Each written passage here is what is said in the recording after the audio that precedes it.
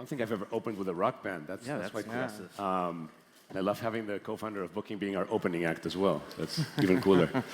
If everyone doesn't leave, though. I know. Hopefully not. Okay, so we're in the session with these 4 absolutely amazing investors. Myself, I'm Adrián García Años from Endeavor. Endeavor is a nonprofit that focuses on emerging markets and under-the-radar markets around the world. And we also have an investment arm that's called Endeavor Catalyst. Fun fact, I was speaking with them before, we've actually co-invested with all of you in the last few years. So we have like 23 investments in common. You win by quite a lot. The law of big numbers. but it's fun that we actually have so many things in common. So I'll let you guys go around with intros. And Javier. My name is Javier Villamizar. I'm an operating partner of the SoftBank Vision Fund. I have been here so many times and don't even remember. Love South Summit, love what Maria has been doing for the Spanish entrepreneurial ecosystem and the entire world of entrepreneurship. I work very closely with the more than 300 companies in our portfolio growth stage. And again, happy to be here again in Madrid. Well, hello, I'm Miguel Arias. I'm general partner at K-Fund, and talking about the last 10 years of being here in this stage. I've been here as an entrepreneur, been here as a corporate executive at Telefónica, and now here as an investor. And we at K-Fund, we have one of the biggest venture capital funds now in the country. We invest from 100K to 10 million around technology or software. Nice to see everyone. Miguel Nigorra, also a little bit of a veteran here with Javier on this stage, actually. So partner and head of Europe for Fifth Wall. Fifth Wall, we are the largest venture capital fund focused on built world. So things like prop tech, construction tech, climate tech, etc. We have about 3.5 billion of AUM. And what makes our model unique is that we have some of the largest corporates in real estate and investors in real estate as LPs in the fund, right? So we're looking for not only the financial return, but also strategic value in the deals that we do. And I'm Paul Murphy. I'm a partner at Lightspeed, which is a Silicon Valley venture capital fund. Been around for about 25 years. I opened the office for Lightspeed in Europe and invest across the board. I'm a former founder. I started 2 companies. One was a search engine called Giphy, and another was a game studio called Dots, which we sold, and then I moved over to the investing world after that. Which seems to be a common trend, no? That going from founder to funder, no? Miguel, you were saying that you went from... You were always looking up, like you were looking up from being a founder to being a corporate, from being a corporate to being an investor. So. I don't know if it's looking up or looking down. We'll see. Anyway, given that the 4 of you are global investors and you've invested literally all over the world, I mean, Asia, LATAM, Europe, Middle East, I'd like to know about trends, things that you've been seeing. Maybe you can do some highlights on one of those 2 key things. And Paul, if you want, we can start with the... Yeah, sure. So I think the first one is just this past probably 18 months, we're seeing the rise of the, what I think of as like the researcher founder. And that's an archetype that I think didn't typically start companies. They joined companies. And we've backed multiple teams now with that background, and the companies are doing really well. That's one. I think the other one is we seem to have a collision happening with the rise of AI and everything that we're trying to solve as it relates to climate. And I think that's creating some interesting challenges and also some cool companies as well. Very nice. Yeah, I can go next. So I would say within the real estate tech world, we're really looking for companies that are pan-European, right? Like, so either software that travels well across countries or local models that could be launched in several of the markets, right? So obviously, usually the fintech part of that, it's a relatively interesting one. And we're seeing a lot of interesting companies on the construction space, specifically on productivity, right? So things that help finish on time, on budget, most of the construction projects. On climate tech, we're spending a huge amount of time on the brown to green, right? So how to turn like non-compliant, carbon-intensive assets into green, lower energy consumption, and so on. And then I would say we're looking at a little bit of crazy stuff on the deep tech side of things. We were discussing this before coming in, right? Like on things like around data centers. So we're looking a little bit of like cooling technologies that are more, honestly, chemistry solutions at this stage. On the lab stage, we're looking at a thing called white hydrogen. So basically pooling hydrogen, and you can place data centers on top of that essentially and make this like super powered. So we're looking at a little bit of these like high capex intensive, deep tech intensive models, right? Yeah, data centers seem to be the new goal, right? Everybody wants to invest in data new AI. centers. New AI. Data centers are new AI, yeah. Maybe to give you a bit more of a geo perspective, right? I mean, thinking about what's happening in Spain locally, also in Latam, where we invest mostly. We just launched a report like a few weeks ago together with our friends at Endeavor and Dealroom and a few other partners, and we saw that we have been investing, deploying in Spain around 2,000 million euros last year, which is half from the lunacy years of 2021, but it's still more than it was the upwards trend for 1920, right? So I would say things are growing nicely if we take out these 2 years, which are, I would say, a bit of outliers. And us here in Spain being a bit, I would say, the middle class of entrepreneurship compared to the big places like the Valley or UK, I think we should look into what France is doing and how France evolved over the last 5 years, right? I have this feeling, I want to be optimistic here, that Spain is like France 5 years ago.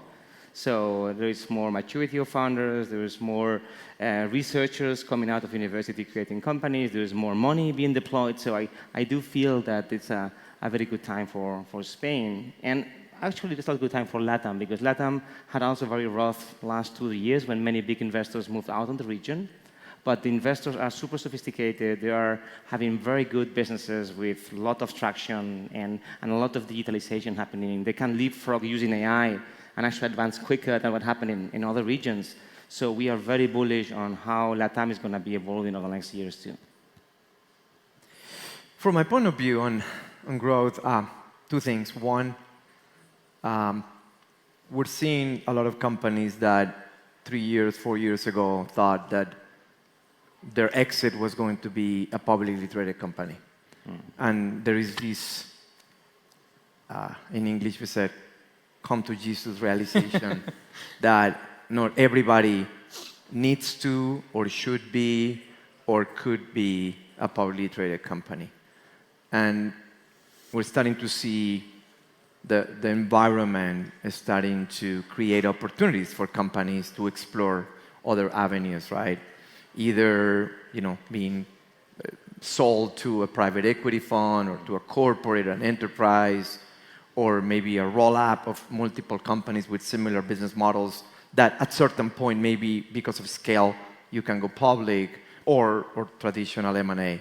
So that's one thing. And I think the byproduct of that process, when a founder realizes that your exit is not ringing the bell in New York and continue to run a publicly traded company, but maybe you just give your baby away and it's a plan to go and do something else.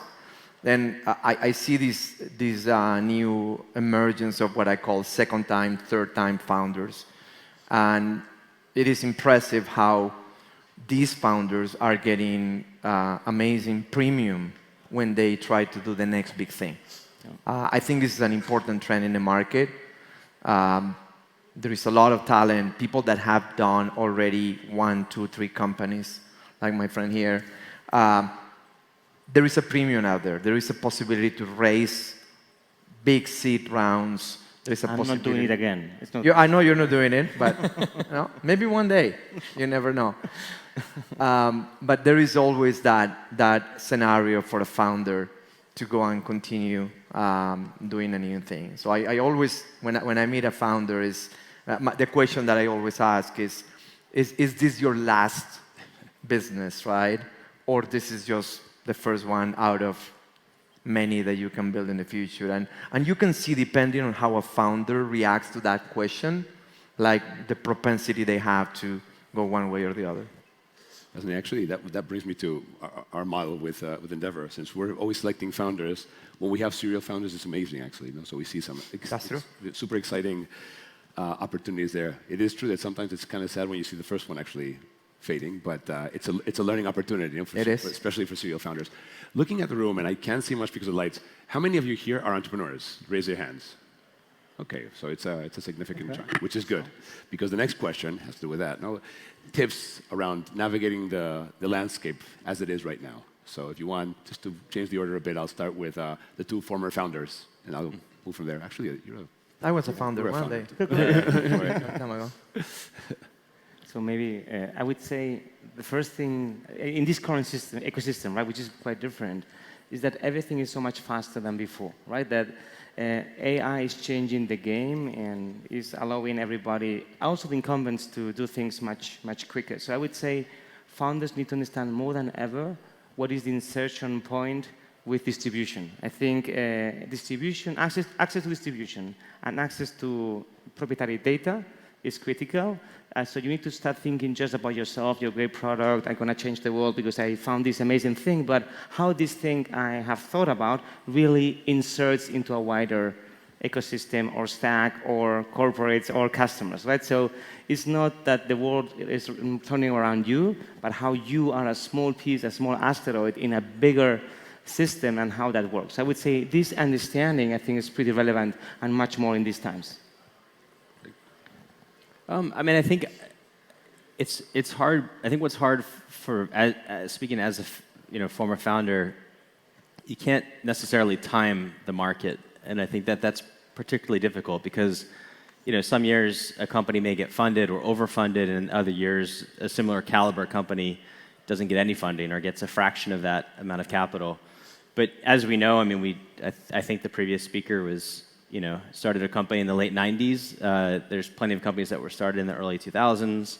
You kind of can't time when great companies get built. So my kind of more simple recommendation is just really focus on product as much as you can, and you don't need to over-engineer product to see if you've got something special. And then once you feel, intuitively like there's something there, that's the right time, I think, to go out and start talking to investors and, just think about the next step. I mean, too many founders, I feel like, are thinking they're trying to over-engineer that first round. And the reality is, whatever you raise in that round will be the amount of capital that you're burning per month in 2 or 3 years if you're even modestly successful.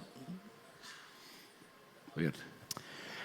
I would highlight a couple of things. One is, if we are in 2024 and we don't say AI in a panel, like we're out of fashion, right? So I would talk about the AI trap, and it's something similar that we saw maybe 2 years ago here. We were all talking about crypto and blockchain and Web3, right?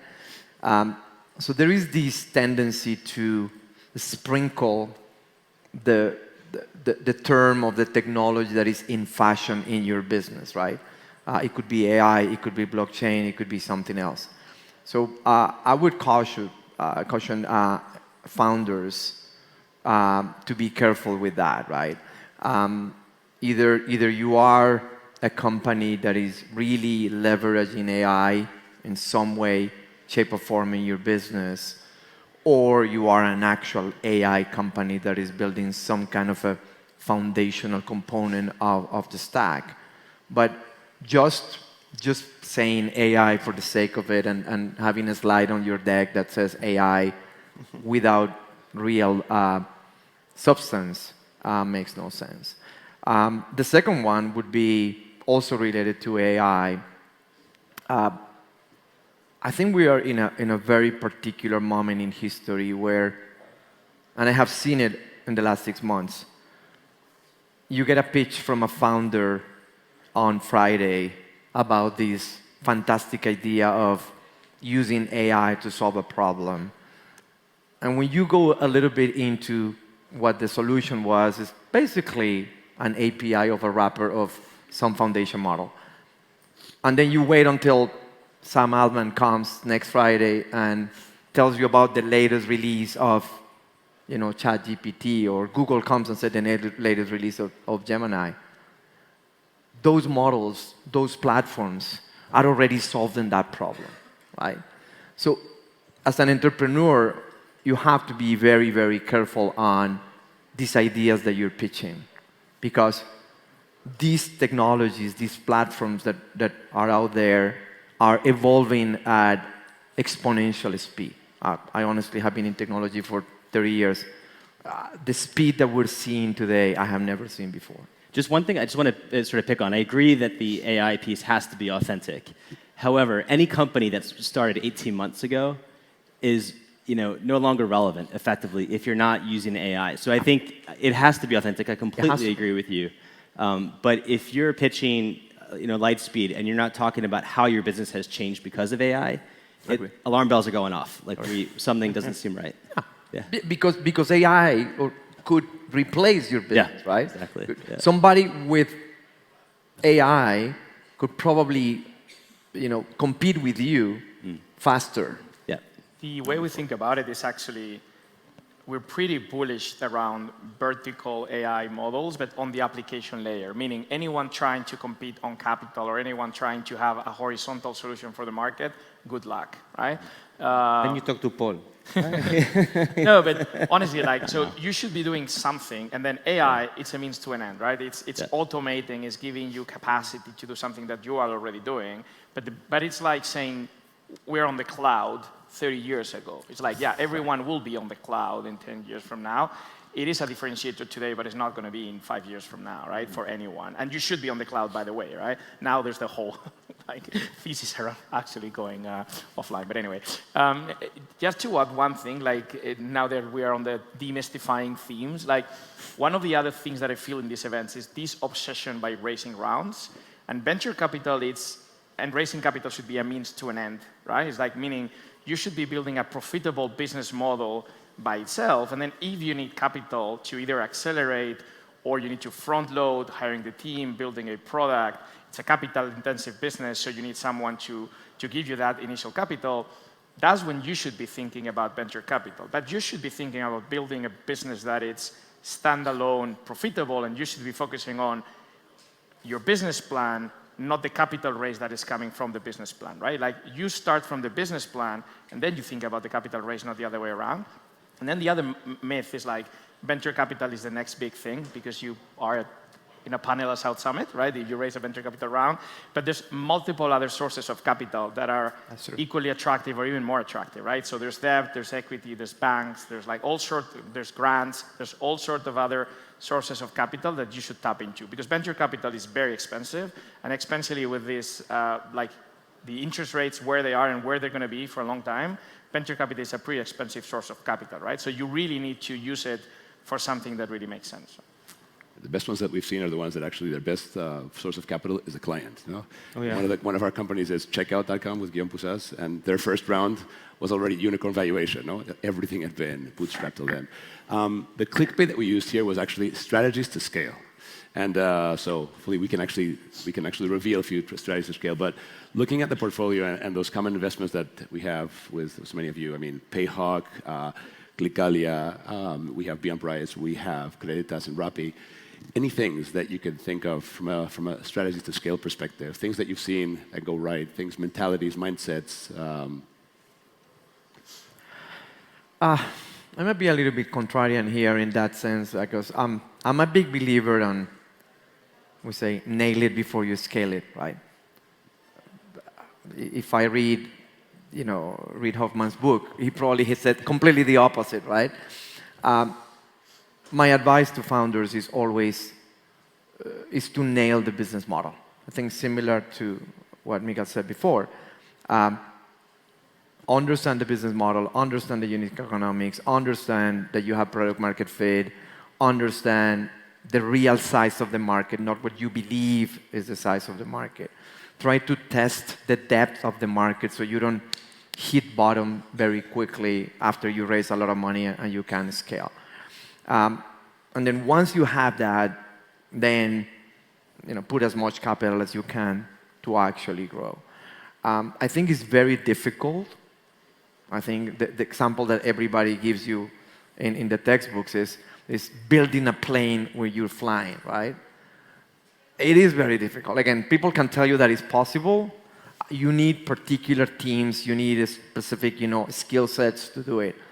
I think you need to build certain, critical mass. You need to get to a certain stage before you actually get on the air. So my advice is always that. Just figure out a minimum viable product for a scale. Not a minimum viable product to test your customers or your fit, but really for a scale. And then that's the moment to go and grow. And grow means expand your go-to-market channels or go to multiple geographies. I think that's very important. I like that, nail before you scale. We should do T-shirts with that.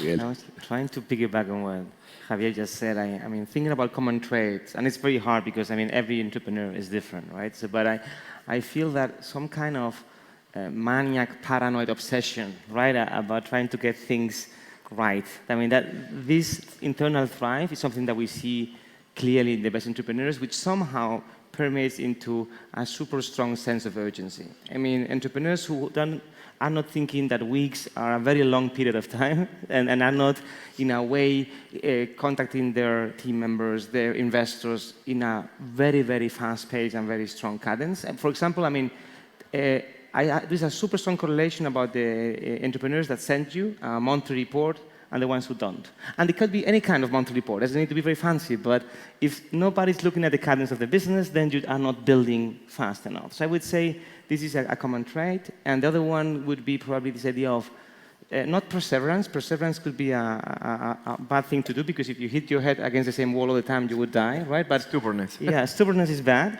but smart perseverance, the ability to learn from the punches you've been getting and then try to dodge the next one. That idea of being flexible to see, this is not working, I'm going to keep on trying but not doing the exact same thing because I'm learning in the process, I think those are common traits that I would see in the best entrepreneurs. So I agree 100% with what said, just to add different things. I would say to get to launch to 10 million, it's a lot about, obviously, the founders, choosing the right market, having the right product, right?